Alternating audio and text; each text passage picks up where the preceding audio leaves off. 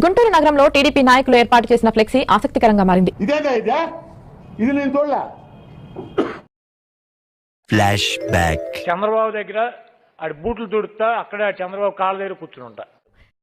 నోరు మూసుకుని ఉండకుండా నా కింద నేనే మంట పెట్టుకున్నాను. రోజక్క బొక్క పగలుతుంది.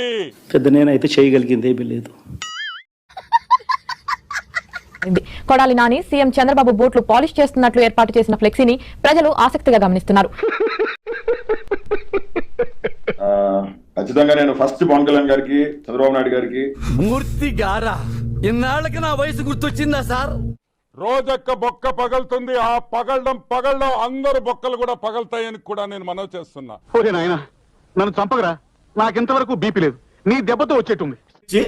ఆయన ఇంటి ముందు ఆయన బూట్ పాలిష్ చేస్తా, ఆయన ఇంటి ముందు పడి ఉంటానని చెప్పి మాట్లాడాడు.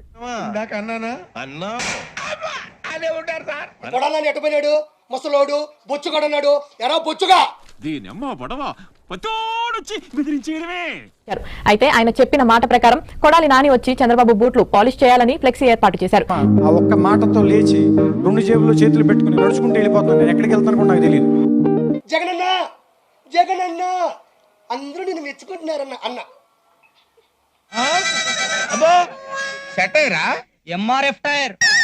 ప్రభుత్వానికి టైం ఉంది, మంచి చేసేదానికి దేవుడు మీకు ఒక అవకాశం ఇచ్చారు. దయాలు వేదాలు వలించినట్టుందండి అది. వాడి భాష ఎంత దుర్మార్గంగా అండి. ఒక్క మాట మంచిది రాదు నోట్లోంచి, అది నూనె డ్రైనేజారా? నువ్వు మరి వాడు వచ్చి బూట్ పాలిష్ చేయి. గతంలో ఆహ్వానం హోటల్లో టీ కప్పులు అందించిన చరిత్ర నీది. ఎందుకు సార్ పాతగాయని మళ్ళీ రేపుతారు?